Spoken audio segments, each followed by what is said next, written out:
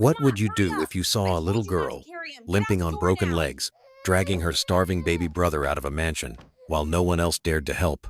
Would you walk away or stop, like the man who changed all their lives forever?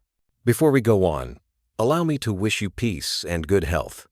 Tell me, from which country and at what time are you watching this story? Rain tapped softly against the tall windows of the Linton estate, a slow rhythm that echoed through every empty corridor. Graham Linton stood in the dim light of his office, staring at the rows of unread emails glowing on the screen. The house around him felt cavernous, a hollow museum of his own success. Not long ago, he might have said that quiet was his favorite sound. Tonight, it pressed down on him like a weight. Somewhere in the distance, the grandfather clock struck 10, the chime echoing through marble and glass, unanswered. He rubbed his eyes, the faint reflection of himself in the window looking older than he remembered, gray at the temples, jaw clenched, eyes that had seen too many deals and too little life. The rain blurred the world beyond, streaking across the glass like slow tears. In the kitchen downstairs, the cleaning woman had quit a week ago. Too heavy, she'd said, the sadness in this place. He hadn't replaced her. He hadn't replaced anyone. On the mantel sat a framed photograph, his late wife, Carolyn, smiling in a summer field with the children. June's hair had been wild with wind, and Theo had still been small enough to fit in his mother's arms. Graham touched the glass, remembering the smell of Caroline's peach shampoo, the sound of her laugh as she scolded him for checking emails during their picnic. That was 3 years ago. Now the photo was covered in dust. He wiped it clean with the edge of his sleeve, but the guilt remained. The hum of his phone pulled him back. Singapore, another deal, another trip. He'd been away for 16 days this time. 16 days of contracts in conference rooms. 16 nights of forgetting the color of his children's eyes. Caroline's sister had insisted that her friend Vanessa would take good care of them while he was gone. Polished, charming, always smiling. Vanessa Cole seemed perfect on paper. He'd trusted her, the same way he trusted his calendar reminders, efficiently, without heart. A thunderclap rolled across the mountains, shaking the old windows. He thought of the children upstairs, asleep, maybe frightened by the storm. He almost went to check on them. Almost. But habit pulled him back to the desk. There was always one more document to sign, one more call to make. The hours crept by until midnight. The storm eased, leaving behind a stillness that made every tick of the clock sound too loud. Graham shut his laptop and walked toward the living room. The air smelled faintly of burnt coffee from the machine that hadn't been cleaned in days. On the couch lay a forgotten teddy bear, Theo's favorite. Its ear was torn. How long had it been there? He bent to pick it up, and a faint ache twisted his chest. He walked through the hallway lined with family portraits. In every picture, his wife's smile was the anchor, his children, the light, and he always slightly turned away, distracted by the camera or the phone in his hand. He hadn't noticed it before, how distant he looked even in memory. He stopped at the end of the corridor, where the last photo hung crooked. June, 7 years old, missing her front teeth, proudly holding the little wooden birdhouse she and Caroline had painted together. He straightened the frame, feeling the uneven heartbeat under his fingertips. Outside, the rain picked up again, tapping faster now, like small fingers knocking at the glass. A flicker of movement caught his eye, headlights flashing through the gates below. For a moment, he thought he saw someone near the driveway, but it was only the reflection of trees swaying in the wind. Still, the unease lingered. He poured himself a drink, the ice clinking softly against the glass. The bourbon burned going down, leaving a hollow warmth that couldn't quite reach his heart. He remembered something Caroline used to say whenever he worked too late. "You can't build a family the same way you build a company, Graham. Love doesn't run on schedules." Back then he'd smiled, kissed her forehead, and gone back to work. Now the words rang like an old hymn he'd forgotten the melody of. The lights flickered once, then steadied. He exhaled and turned off the television he hadn't been watching. The silence felt unnatural now, too complete. Maybe it was the wind rattling the windows upstairs, or maybe his guilt finally growing a voice. Either way, he couldn't shake the feeling that something was terribly off. He looked toward the staircase. That was when he noticed it. The faintest sound, so soft, it almost disappeared into the rain. A scratch, then another, not from outside, but within the house. A whisper of movement, fragile and deliberate, coming from somewhere near the front hall. Graham frowned and set down his glass. The sound came again, slow, dragging, like fabric sliding over marble. He stepped forward, his shoes clicking softly against the polished floor. The air felt colder now. The scratching grew louder. He followed it past the dining room, through the long corridor toward the entryway, heart thudding without reason. "Vanessa?" he called out, but his voice echoed unanswered. The grandfather clock struck once, the deep tone hollow as grief, and then he saw them. Two small figures stood just inside the open doorway, dripping wet beneath the soft glow of the porch light. The rain had soaked through their thin clothes.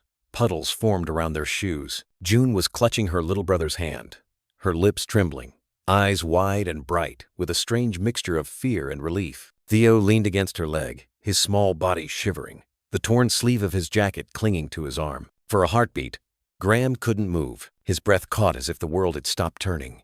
He whispered, "June?"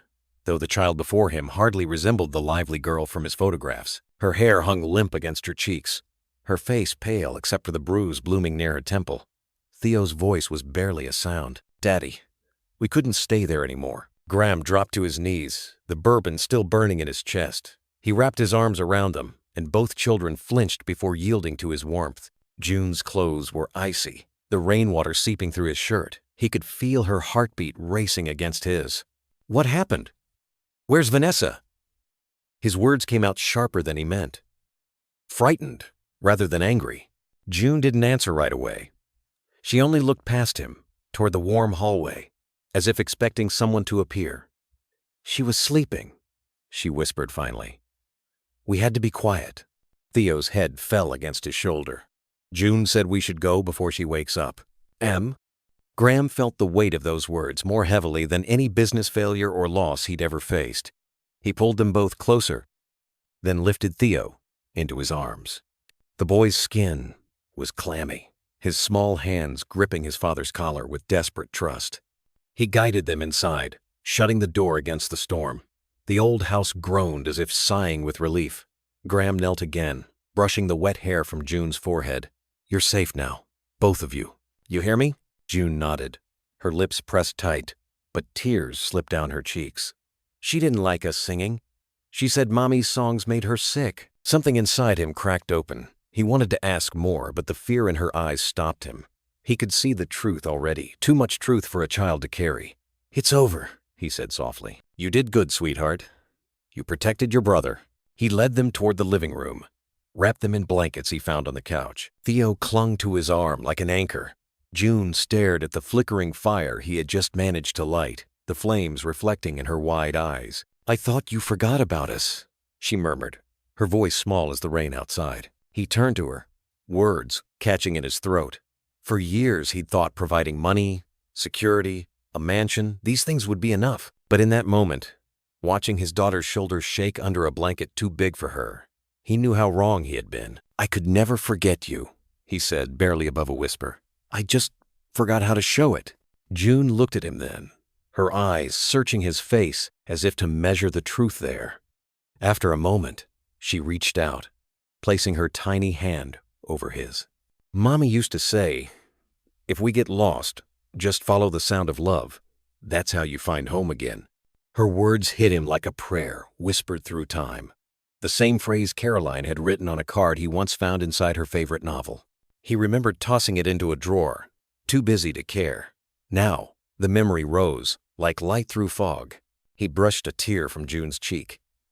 "Your mom was right." Outside, the storm began to quiet. The house felt different somehow, still old, still heavy, but breathing again, as if the walls themselves had been waiting for this moment of life to return. Theo had fallen asleep in his lap, a small sigh escaping with each breath. June's head rested against his arm, her eyes half closed. Graham watched the flames flicker, the shadows on the walls bending like ghosts of their past mistakes. He whispered into the silence, "I'll make it right. I swear it." Somewhere upstairs, a floorboard creaked a small, almost polite sound. He froze, straining to listen. The children stirred but didn't wake. He looked toward the staircase, heart tightening once more. There was movement, a faint rustle, followed by the soft click of a door. Graham rose slowly, careful not to wake the children, his pulse echoing in his ears. The light from the fireplace cast long shapes across the hallway as he stepped toward the stairs. He glanced back one last time, June and Theo asleep under the blanket, safe for the first time in weeks, and whispered, "Stay here, sunshine." Then he started up the steps, the air colder with every stride. At the top, the hallway was dark except for a thin strip of light spilling from the guest room. He took a breath and pushed the door open. Inside, the room smelled faintly of perfume and something burnt like cheap candles left too long. The vanity mirror reflected an empty bed, but on the dresser sat a phone still glowing, with an open message thread. The last text was unsent, the words frozen mid-sentence. "He's home early. What should I—" Graham's eyes widened, the silence closing in again around him. The morning crept in gray and cold, washing the mountains in a thin mist. The first light filtered through the tall windows of the Linton house, spilling across the living room where June and Theo slept bundled under a wool blanket. Graham sat nearby in an armchair, still in the same clothes as the night before. His elbows rested on his knees, his hands clasped, eyes fixed on the faint embers dying in the fireplace. He hadn't slept. Every time he closed his eyes, he saw them again: June's trembling shoulders, Theo's silent tears. The smell of rain still lingered on their hair. He kept hearing that sound upstairs, that faint door click, and wondering what it meant. The phone he'd found on Vanessa's dresser lay now on the coffee table beside him. Its screen had gone black hours ago. When the children stirred, Graham rose quietly, his voice soft. "Hey, sunshine. Morning's here." June blinked against the light, disoriented. Then she saw her father and clutched Theo closer. "Is she gone?"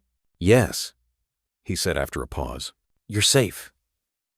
He didn't tell her about the text, about the car that might have come in the night, or the unlocked side gate. He didn't want that fear in her eyes again. Theo yawned, rubbing his face. "Can we eat?" "Of course."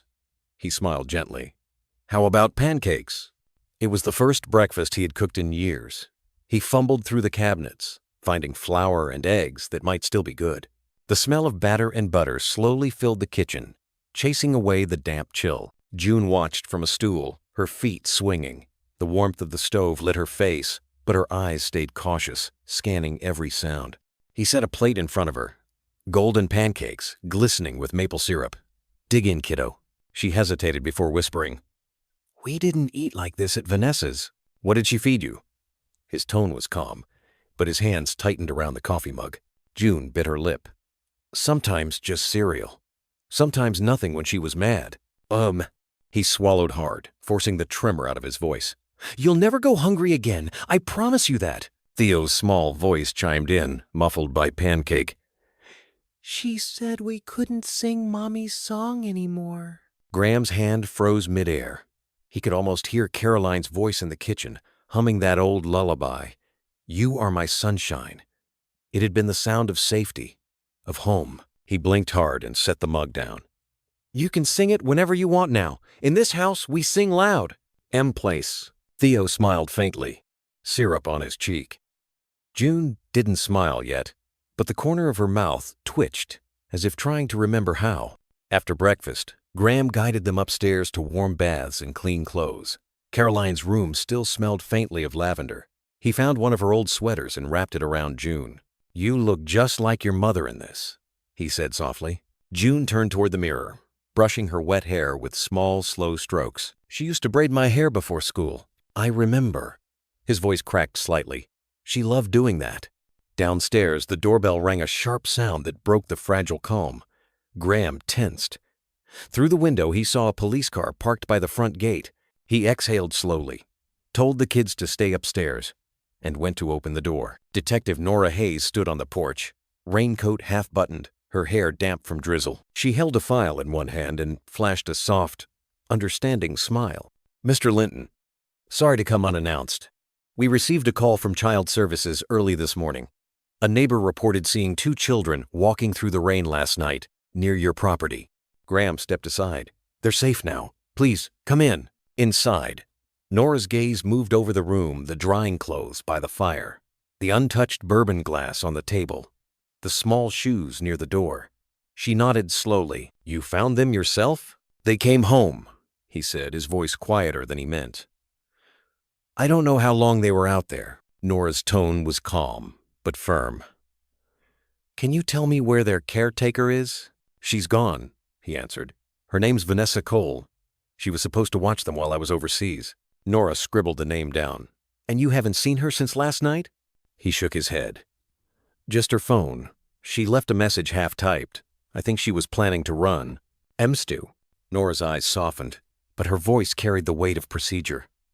We'll put out a notice. You understand we'll need to talk to the children too, once they're ready. They've been through enough for one night. I know, she said gently. But hearing it from them will help protect others. You're doing the right thing, Mr. Linton. For the first time in years, those words meant something to him. Doing the right thing.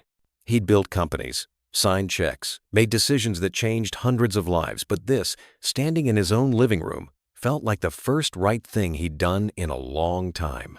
Nora gave a small nod toward the staircase. I'll need to see them briefly, just to check they're safe. June appeared halfway down the stairs, holding Theo's hand. She hesitated at the sight of the stranger in uniform. Graham reached up his hand in reassurance. It's okay, honey. She's a friend. Nora knelt as they approached, her voice kind. Hi, sweetheart. I'm Nora.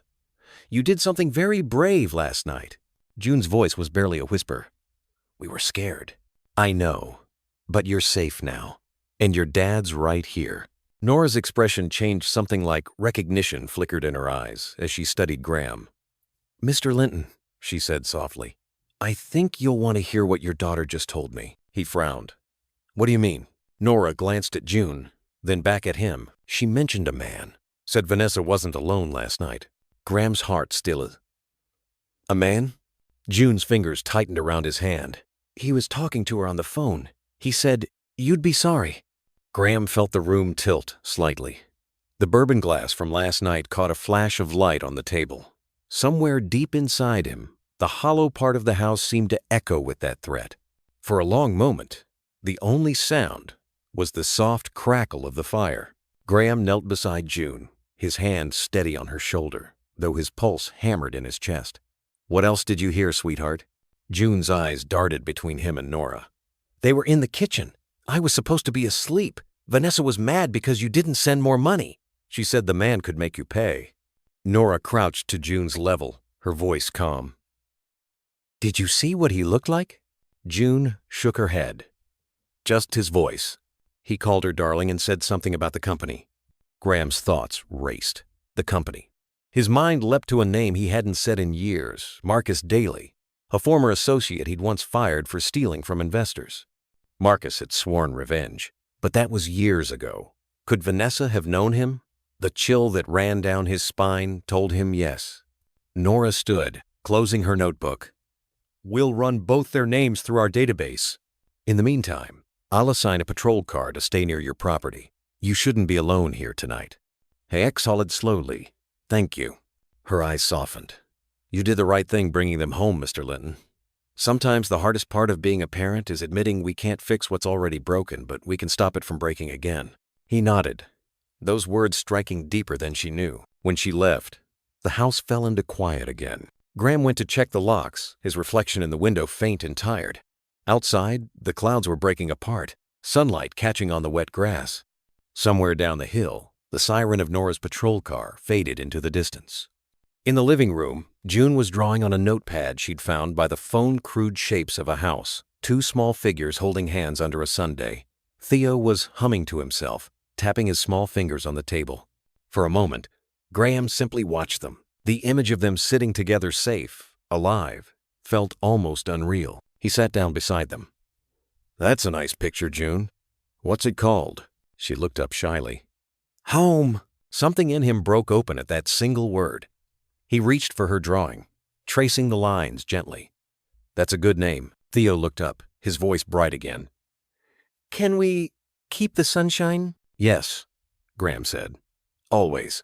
He rose to make lunch, moving quietly through the kitchen. The scent of maple syrup still lingered from breakfast, mixed now with something softer hope, maybe. He found himself humming that old tune, the one Caroline used to sing. When June joined in, off-key but brave, the sound filled the house like light through a broken window. Later, while the children napped, Graham sat at his desk and opened his laptop. Emails blinked on the screen, but for once, he ignored them. Instead, he opened a blank document and typed Vanessa Cole and Marcus Daly in bold. He wrote everything he remembered: the phone number on her application, the dates she'd been with the kids, every strange charge on his card. His fingers trembled as he realized how blind he'd been. The warning signs had been there. Missed calls from the school, unfiled receipts, messages marked unread. He'd buried himself in work, assuming money could replace presence. Now the cost of that blindness was sitting upstairs, wrapped in a borrowed sweater, dreaming uneasy dreams. A quiet knock startled him. He turned to see June standing in the doorway, her small face pale but determined. "Daddy," she said softly, "can we stay here tonight? In your room?" He managed to smile. "Of course you can." She stepped forward, clutching her stuffed bear. "I don't like when it gets dark." He knelt to her height. "You know what helps me when I'm scared?" She shook her head. "I turn on the lamp and remember that even when the dark feels big, it never lasts forever." Her voice was barely a whisper. "Mommy said that too." He swallowed hard. She was a wise woman. That night, the three of them slept in the same room. The rain returned, gentler now, brushing against the windows like a lullaby. June's breathing slowed. Theo curled at the edge of the bed, and for the first time in years, Graham stayed still, listening not to his phone, not to deadlines, but to the sound of his children dreaming. When he finally drifted into sleep, he dreamed of Caroline standing in the garden, sunlight spilling over her hair. She was smiling. Her voice carried on the wind. "You're finding your way back." He woke before dawn to the faint sound of tires on gravel outside. The patrol car idled near the gate, its headlights slicing through the mist. A figure stood beyond the fence, too far to see clearly, but the silhouette was tall, motionless, watching. Graham's heart stuttered. He leaned closer to the window, but the figure was already gone, swallowed by the fog. Only the echo of the gravel remained, fading into the quiet. He looked back at his sleeping children, his jaw tightening. "Not again," he whispered. "You won't touch them again." Oh. Outside, the sun began to rise, spilling pale gold over the soaked earth. The light caught the corners of the room, warming the floor where June's drawing lay two small figures beneath a bright, endless Sunday. By afternoon, the mist had burned away, leaving the slopes of Asheville bathed in soft sunlight. The Linton house looked almost peaceful again. The storm's scars washed clean from the windows. But peace, Graham knew, could be deceptive. He stood on the porch with a mug of coffee, watching a pair of patrol officers talk near the gate. Every so often, one of them looked back at the house, as if expecting something to happen. He sipped the coffee, it had gone cold, and thought about the figure he'd seen at dawn. He'd told Nora about it on the phone, her voice steady, promising they'd check the area. But the fear hadn't left him. It wasn't the kind of fear that shouted. It whispered, slow and persistent, like a truth he didn't want to face. Inside, June was sitting cross-legged on the rug with Theo, building towers from wooden blocks. Every time the pile tumbled, they both laughed, a sound that felt foreign in the house, fragile and beautiful. Graham watched them from the doorway, his chest tightening. For a moment, he wished Caroline could see this, could see that the cracks were finally letting in light. "Daddy?" June's voice pulled him back. "Are we going to go back to school soon?" He hesitated. "Soon, sweetheart. We just need to fix a few things first." Her little brow furrowed. "Like what?" He crouched beside her. "Like making sure nobody can ever hurt you again." She seemed to accept that answer. Theo knocked over the tower again, giggling. Graham smiled and began stacking the blocks with them, feeling something inside him ease an unfamiliar rhythm of presence, of being here. The doorbell rang. He rose quickly, half expecting to see another officer, but it was a woman holding a basket wrapped in a checkered cloth. "Mr. Linton?" she asked, voice bright. "I'm your neighbor, Mrs. Pruitt. The police told us what happened. I made some soup for the kids." Her kindness caught him off guard. "That's very thoughtful. Thank you." She waved it off. "It's what folks do around here. We take care of each other." He hadn't heard words like that in years. She placed the basket on the counter, glanced around the kitchen, and smiled. "You've got good children. Brave ones. I saw them at the market once with your wife. Sweet as sunshine." Graham's throat tightened. "Thank you. That means a lot." When she left, the house smelled of tomato and herbs. The children ate with quiet contentment, Theo's spoon clinking softly against his bowl. After lunch, June slipped away to draw again, and Graham found himself wandering into Caroline's old study. The room had been closed for months. Dust floated through the slanted light. Her books still lined the shelves, classics, gardening manuals, an old hymnal with her name written inside. On the desk lay a half-finished letter in her handwriting. He hesitated before picking it up. "If you ever find this, Graham, it means I never stopped hoping you'd slow down long enough to hear what silence has been trying to tell you." The words blurred. He set the letter down, breathing unevenly.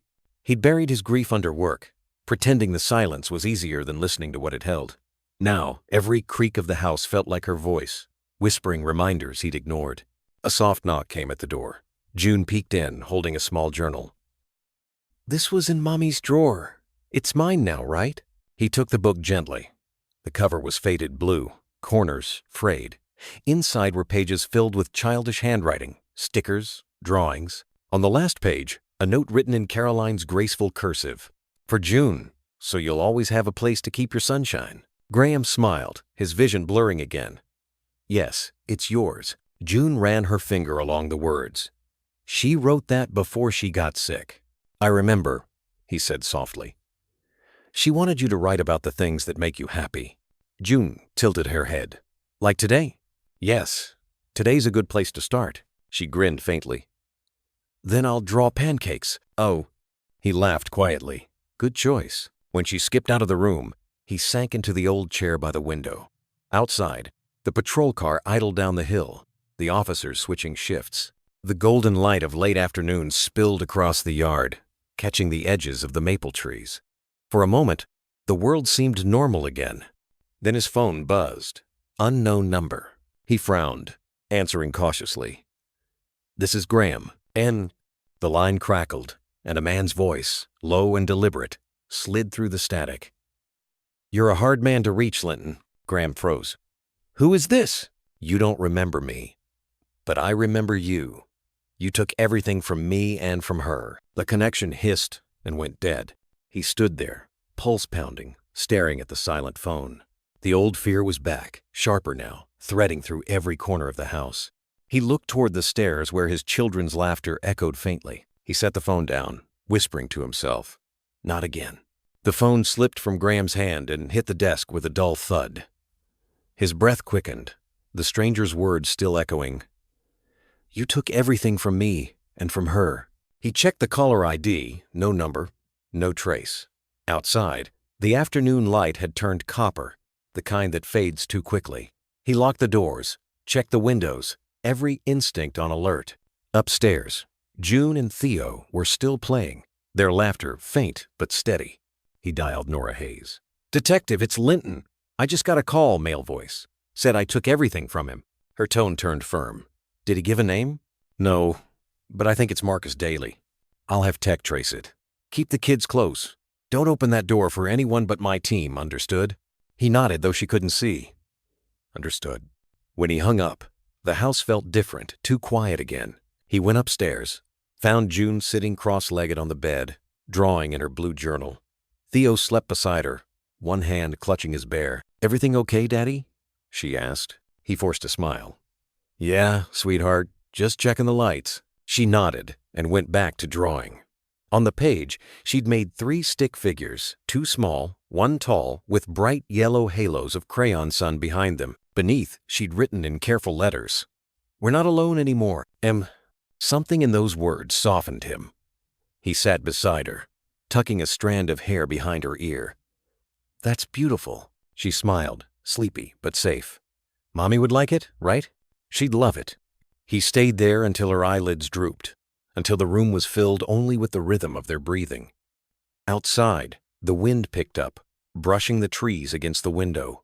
Somewhere in the distance, a car engine idled, then faded. Downstairs, the phone buzzed once more. A text, this time no name, just a message that made his chest tighten. You can't keep them safe forever. Graham stared at it, his reflection flickering in the dark screen. He whispered into the still air, "Watch me." The next morning arrived, washed in pale gray light, the kind that made the Blue Ridge peaks look painted in mist. Graham had barely slept. The text message still glowed in his mind, each word like a shadow whispering from the dark. He'd forwarded it to Nora Hayes at dawn. Her reply came within minutes. "Sit tight. I'm coming." By 8, the house smelled of coffee and toast. June and Theo sat at the table, their hair still tousled from sleep. Graham poured orange juice, trying to act normal, but his hands trembled slightly. "Are we going to school today?" June asked. "Not yet," he said gently. "We've got a visitor first. Is it the nice police lady?" He nodded. "That's right. She just wants to make sure everything's okay." Theo looked up, his voice small. "Will she bring Mommy back too?" Graham's chest tightened. "No, buddy," he said softly. "But she's going to help us keep safe. That's what Mommy would want." A knock came at the door just as he finished the sentence. Nora Hayes stood on the porch, holding a file and a warm smile. She wore the same raincoat as before, but this time the weather was calm, like the world was holding its breath for what came next. "Morning, Mr. Linton," she said. "Kids." June grinned shyly. Theo hid behind Graham's leg. Nora crouched down to their height. "You two are quite the heroes, you know that? Walking through the rain like that, it takes courage." June shrugged. "We just wanted to go home." "That's the bravest thing there is," Nora said, and stood to face Graham. "May I?" He stepped aside. "Of course." She followed him into the kitchen, flipping open her file. "We traced the number that texted you. It was a prepaid phone, unregistered, but the same signal pinged near an address we've had on watch for months, Marcus Daly's old warehouse near Fletcher." Graham's stomach dropped. "So it was him. Looks that way," Nora said. "He's been running some shady consulting gigs. Fake investments. If Vanessa Cole was connected, he might have used her to get close to you." He rubbed a hand over his face. "She was charming. Efficient.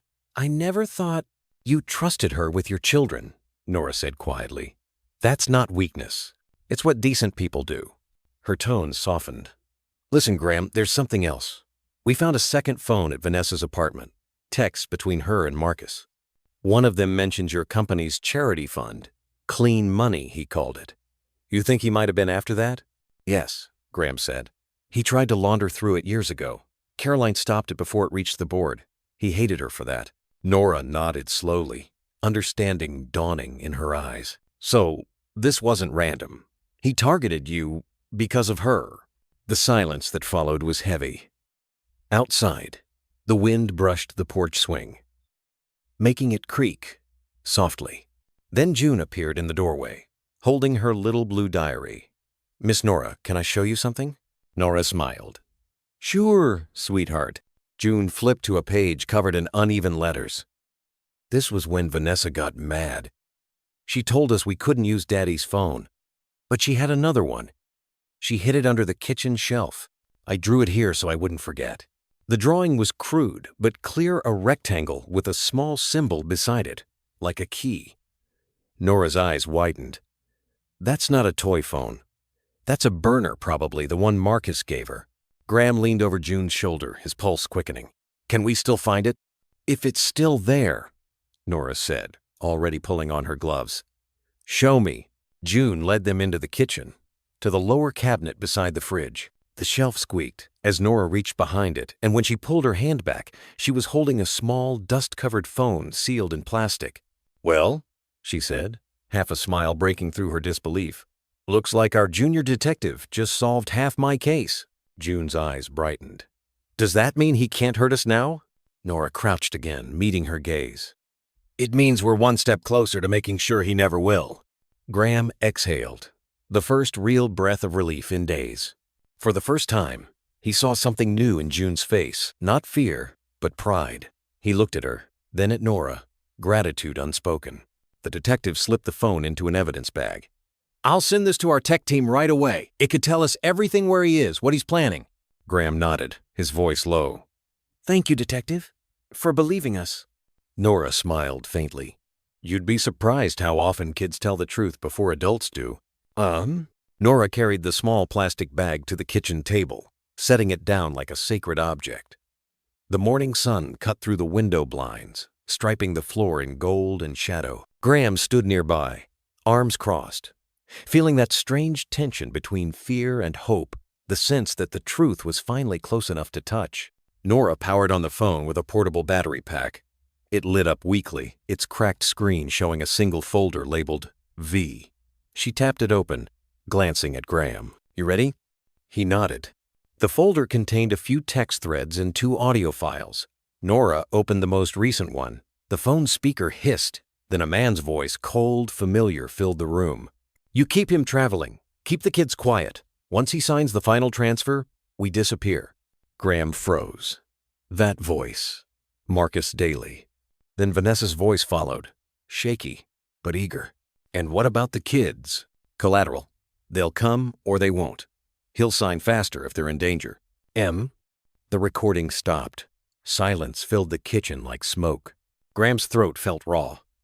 He was using them as leverage. Nora nodded grimly. We'll trace the timestamps. If this was recent, he might still be planning to finish what he started. She slipped the phone back into the bag. You did the right thing calling me, Graham. And your daughter, she may have just saved your family again. He turned toward June, who was watching from the hallway, her small hands clutching the edge of the door. She looked frightened, yet steady. Did I do bad? She asked quietly. He knelt down.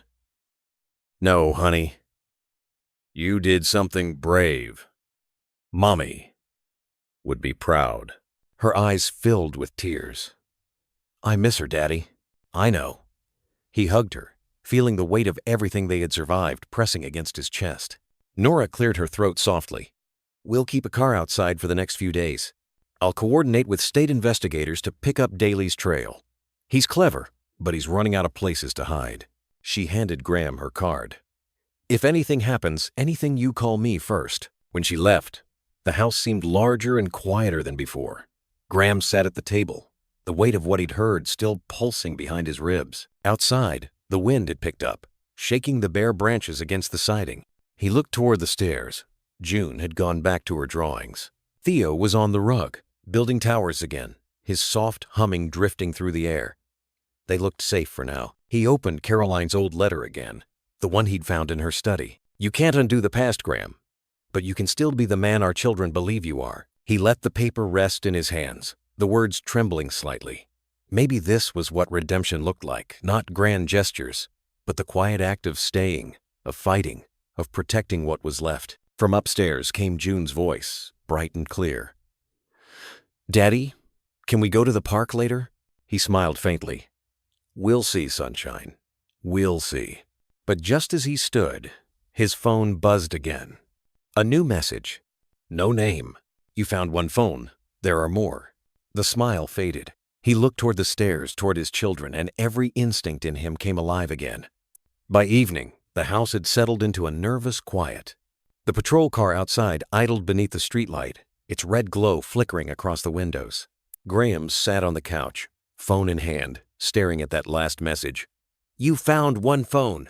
There are more. He'd shown it to Nora, who had promised extra patrols. Still, the thought gnawed at him. More phones. How many? Where? June sat nearby with Theo curled against her, watching an old cartoon. The light from the TV painted their faces in soft blue and gold. They looked almost peaceful, and Graham wished he could freeze the moment, hold it forever. When the credits rolled, June yawned. Daddy, can I sleep in your room tonight? He smiled faintly. Of course you can. After tucking them in, he returned to the kitchen, unable to rest. His eyes drifted toward the cabinet where the first phone had been found. He crouched, tapping the panels, searching for anything that sounded hollow. Nothing. Then his gaze moved upward to the vent above the stove. He climbed on a chair, unscrewed the vent cover, and reached inside. His fingers brushed something cold. He pulled out a small black device wrapped in cloth, a second phone. The screen flickered to life, showing one file, 4G. He hesitated, then pressed play. Vanessa's voice filled the room, softer this time. "If you're hearing this, it means I'm gone. I didn't know what Marcus planned until it was too late. I tried to stop him. I tried to protect your kids." Her breath hitched. "Please believe me, Graham. I didn't mean for anyone to get hurt." The recording ended with silence heavy and final. Graham sat there, his heart caught between rage and pity. She had hurt them, yes, but maybe she'd also tried to make it right. Maybe redemption wasn't as clear as guilt or innocence. He looked down the hall toward the bedrooms where June and Theo slept, their soft breathing steady in the dark. Whatever truth these voices were uncovering, he knew one thing for sure: he would see it through to the end. The phone felt heavy in Graham's hand, as if it carried more than sound, like it held the last breath of a woman torn between guilt and mercy. He stared at the screen until it dimmed, the reflection of his own face flickering back. He replayed the message once more, listening carefully. Beneath Vanessa's trembling voice, there was a faint sound, a clock chime, soft and distinct. He knew that tone. It wasn't from his house. It was from the clock tower at the old Franklin Street Chapel, just a mile away. His pulse quickened. "She recorded this near town," he whispered. "Maybe she left something there." He opened a map on his phone and marked the location. It was close, walkable even, but leaving the kids alone wasn't an option. He'd promised them and Caroline that he'd never make that mistake again. Just then, June's small voice drifted down the stairs. "Daddy?" He turned quickly. She was standing halfway down, hair messy from sleep, holding her stuffed bear. "I had a bad dream," she murmured. "There was a lady crying." He walked up to her, kneeling to her height. "You're safe, sweetheart. It was just a dream." She looked past him toward the kitchen. "It sounded like her, Miss Vanessa." His chest tightened. "What do you mean?" June frowned, thinking. "She used to sing to us when she thought nobody heard. The same song the lady in my dream was singing." "What song?" June hummed softly, a slow, sad tune that sent a chill through him. He'd heard it before, years ago, when Caroline sang it to calm their baby daughter to sleep. He looked toward the dark window. The truth was unraveling fast, twisting together grief, guilt, and something that felt like forgiveness. He whispered more to himself than to June. Maybe she was trying to say sorry. June leaned against him, sleepy but certain. "Then maybe we should forgive her, Daddy. That's what Mommy would do." He lifted her into his arms, holding her close. "Maybe you're right," he said quietly. "But first, we have to finish what she started." Outside, the clock tower chimed again 3 slow, distant notes. Graham watched the glow fade across the hills, a sign and a warning, all at once. Dawn came cold and still, the kind of morning that clung to silence. The Blue Ridge peaks were wrapped in fog as Graham loaded the kids into the car. He left a note for the patrol officers out front, running an errand, back soon, and started the engine before doubt could stop him. He drove slowly through the sleeping town, past the bakery with its neon open sign flickering, past the old diner where he and Caroline once sat every Sunday after church. The Franklin Street Chapel stood at the end of the road, half hidden by cypress trees, its bell tower rising through the mist. June stirred in the back seat, rubbing her eyes. "Are we going to church, Daddy?" "Just for a bit," he said softly. "There's something we need to find." She nodded, still half asleep, clutching her bear. Theo snored beside her, his breath fogging the window. When they arrived, the chapel doors creaked as Graham pushed them open. Dust motes drifted through thin light slanting from the stained glass windows. The air smelled of wax and cedar old prayers and old secrets. He moved down the aisle, each footstep echoing. The same chime he'd heard in the recording rang faintly from the tower clock above, marking 7 o'clock. Near the front pew, something caught his eye, a small offering box with a folded paper wedged beneath it. He pulled it free carefully. Inside was a note, written in a hurried hand. "If you're reading this, Graham, I didn't want it to end like this. He's watching everything. I left proof in the place where love never dies." He frowned, reading it again. The place where love never dies. Caroline's grave. He turned, feeling the air shift behind him. For a moment, he thought it was the wind, until he noticed footprints fresh, damp from the entrance. "Stay in the car," he whispered to himself, then realized the kids were gone from the pew. Panic rose in his chest. "June?" Theo?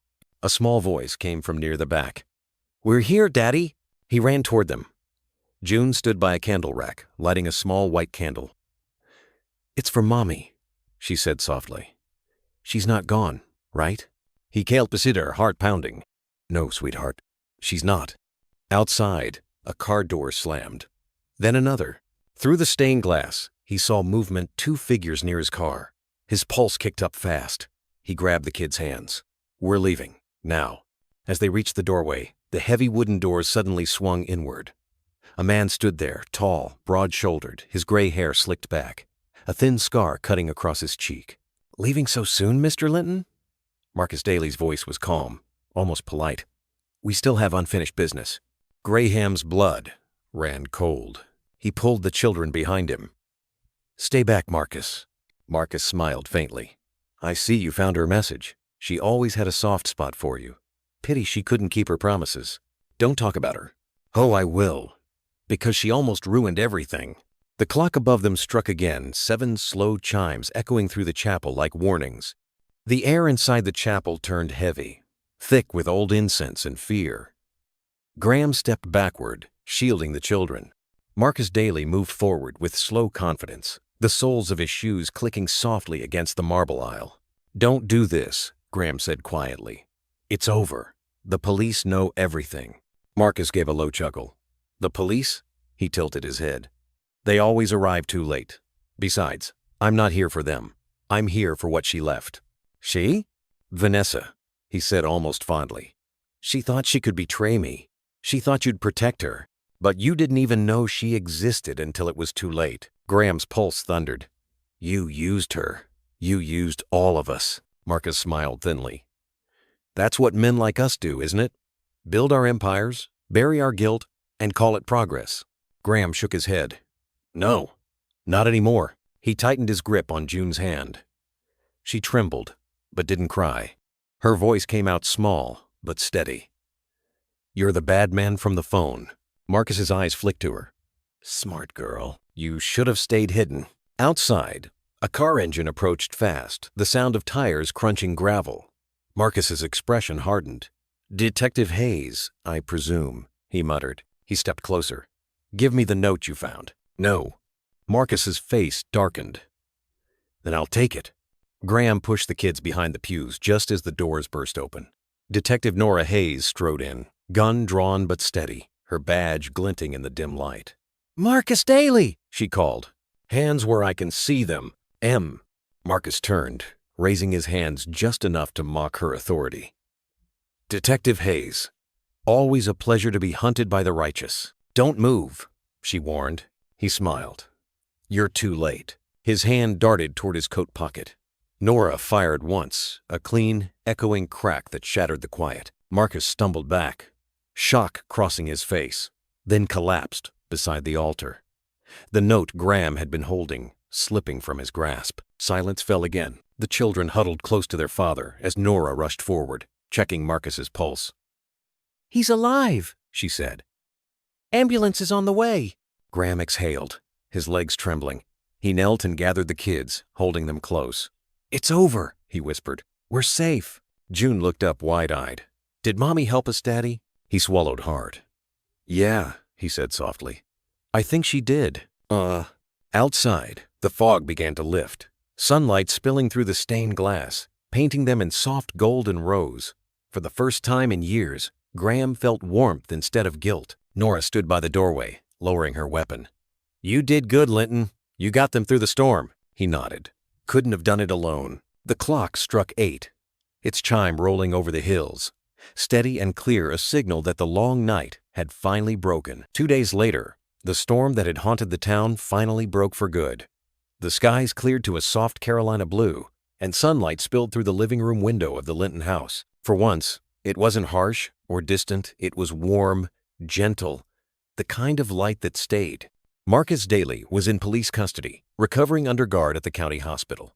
Vanessa's recordings had tied every piece of the conspiracy together, and Nora Hayes had told Graham the case would close within a week. There would be hearings, trials, and reporters, but for now, peace was possible. The children were upstairs, still asleep after a long night, Graham stood in the kitchen, making pancakes, the smell of butter and cinnamon filling the air. He hadn't cooked since Carolyn died. The first batch came out burned, the second slightly better. The third was perfect. June wandered in, her hair tangled, eyes heavy with sleep. "You're cooking?" she asked, surprised. He smiled. "Trying to. Don't tell anyone if it's bad." She grinned, climbing onto the stool. "Smells like Mommy's." Her words caught him off guard. He turned away for a moment, blinking fast. "She'd like that, you remember." They ate quietly, sunlight flickering across the plates. Theo woke soon after, and the kitchen filled with the sound of small laughter and the scrape of forks. It felt like life again, simple and alive. After breakfast, Nora stopped by. She looked different in daylight, less like a detective, more like an old friend. "The storm's over," she said, standing by the porch. "I thought you might want this." She handed him an envelope, the final police report. "Everything's there. Vanessa's last note, Daly's confession, and the official closure on the case. It's done." Graham took it, weighing it in his hand. "I don't know how to thank you." And Nora smiled faintly.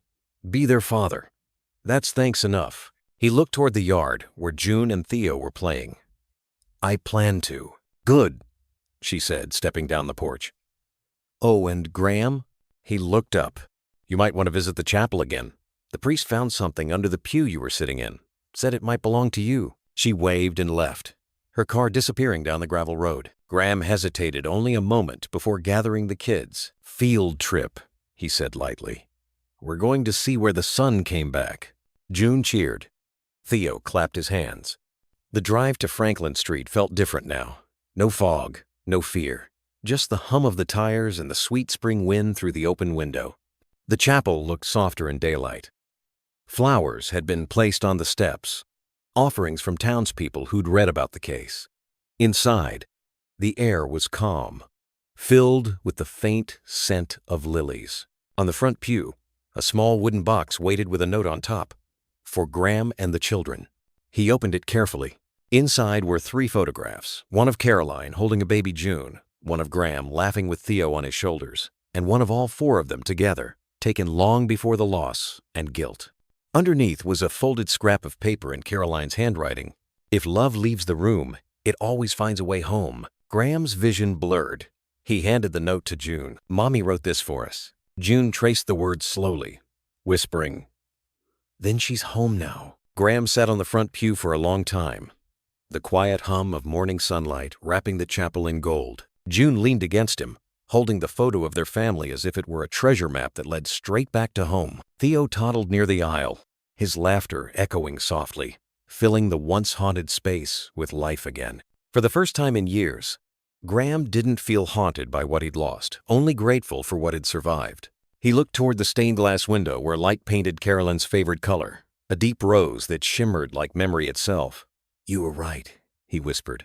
"Love does find its way back." June turned her face up toward him. "Did you say something, Daddy?" He smiled and brushed her hair aside. "Just talking to Mommy." "Oh? Can she hear us?" "I think she can," he said, voice gentle. "Every time we laugh, every time we help someone, that's when she listens." They stayed there until the clock struck noon. Outside, the air smelled of spring wet earth, honeysuckle, and the faint sweetness of distant rain. He walked the children to the small cemetery behind the chapel. The grass was green again, dotted with white wildflowers. Caroline's headstone stood in the center, sunlight resting on it like a blessing. June placed one of the photographs at the base of the stone. "Hi, Mommy," she whispered. "We're okay now." Theo dropped a tiny pine cone beside it and giggled. Graham smiled through tears. "You two just made her very happy," he said. He knelt and laid his palm on the stone. "I wasn't there when you needed me," he said softly, "but I'm here now, and I'll never walk away again." The wind stirred through the trees, gentle and warm, as if answering him. Later, as they drove home, Graham noticed how the light danced over the hills, how every curve of the road seemed familiar but new. The house came into view, white porch, hanging ferns, and the scent of lilac from the yard. It no longer looked hollow, it looked lived in. He parked the car, and the kids ran ahead toward the swing set. June turned back and called, "Come on, Daddy, you're it!" He laughed a sound that felt brand new and chased them across the grass. The sun was setting now, laying a trail of gold over the yard. The shadows stretched long but gentle, and for the first time, they didn't scare him. They felt like proof that the light had truly returned. When the evening bell from the chapel rang across the valley, Graham stood still, hands in his pockets, watching his children play. The echo drifted over the trees, slow and steady. He whispered, "We made it home." And for once, the silence that followed wasn't empty, it was full of peace. Summer arrived quietly in Asheville that year. The air grew heavy with honeysuckle and the hum of cicadas, and the Linton house, once filled with echoes of fear, now carried the rhythm of ordinary life. Windows stayed open. Laughter drifted through the yard. The swing set creaked in the soft evening breeze. Graham sat on the porch with a glass of iced tea, watching June and Theo chase fireflies across the lawn. The sun had just dipped behind the hills, leaving streaks of coral and violet across the sky. He still wore the same wedding band he'd kept through every storm. Tonight, though, it didn't feel like a reminder of loss. It felt like a promise kept. The town had moved on.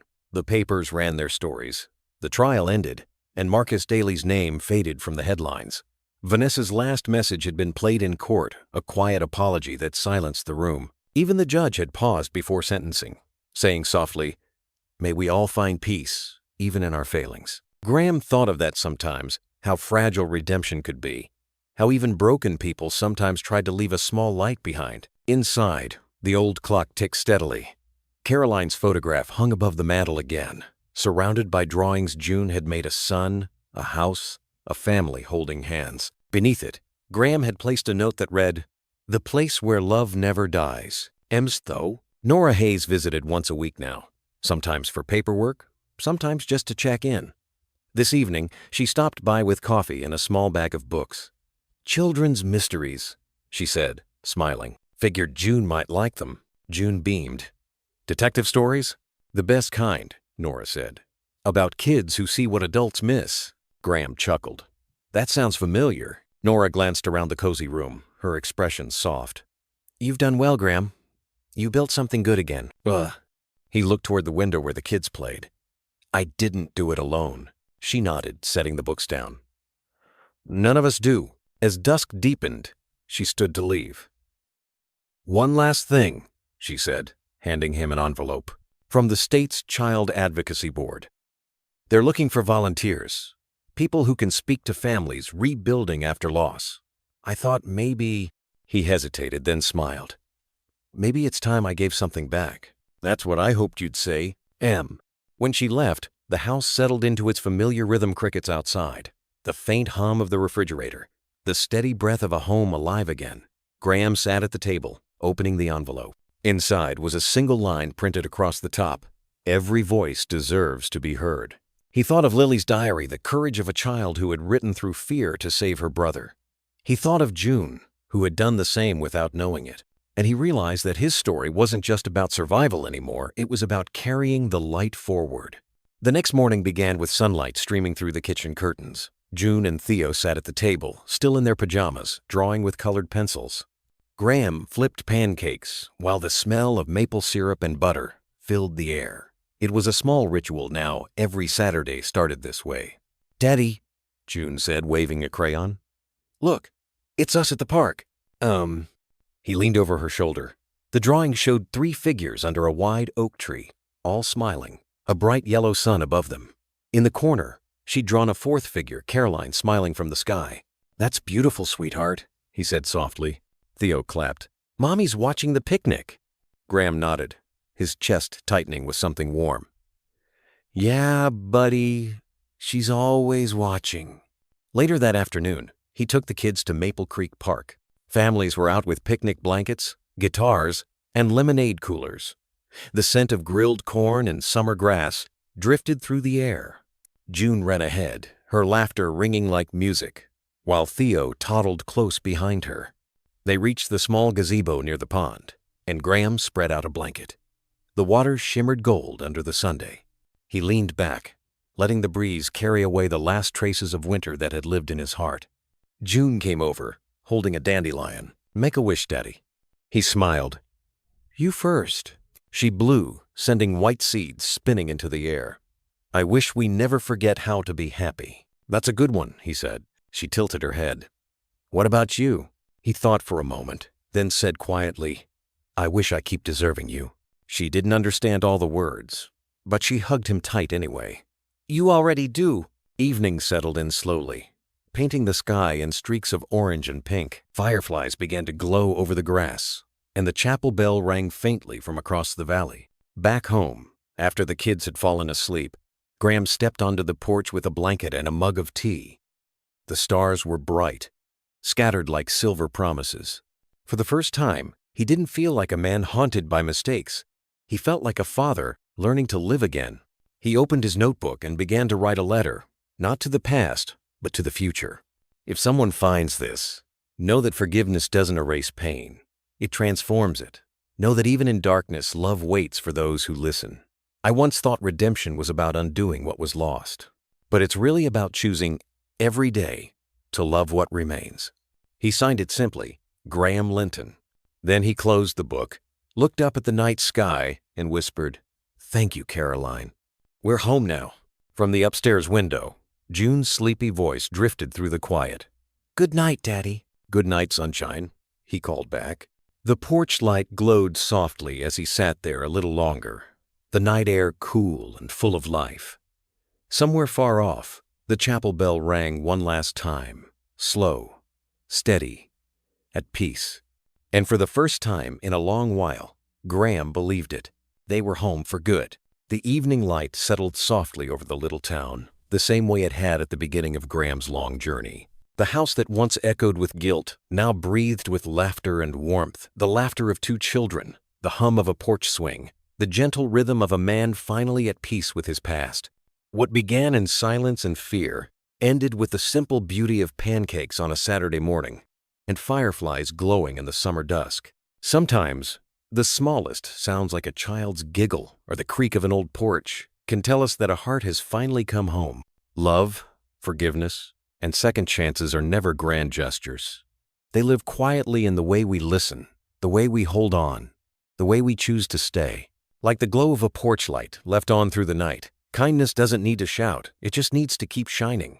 Because unconditional goodness, even whispered in small acts, can change a life forever. Everyone deserves love, and everyone deserves a place to belong, no matter how long the road back may be.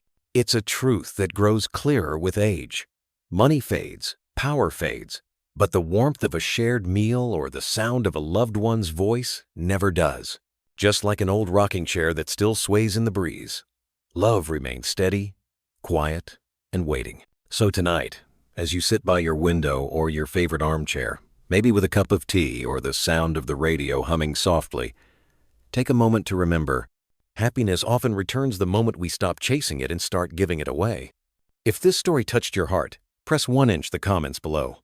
If you feel there's something we could do better or you'd like to share your thoughts, press 0, because stories like this one grow stronger through your voice and your kindness. And if Home for Good reminded you of someone or something worth holding on to, I invite you to share this story with a friend. After all, love, just like a light left on for someone coming home, shines brightest when it's shared.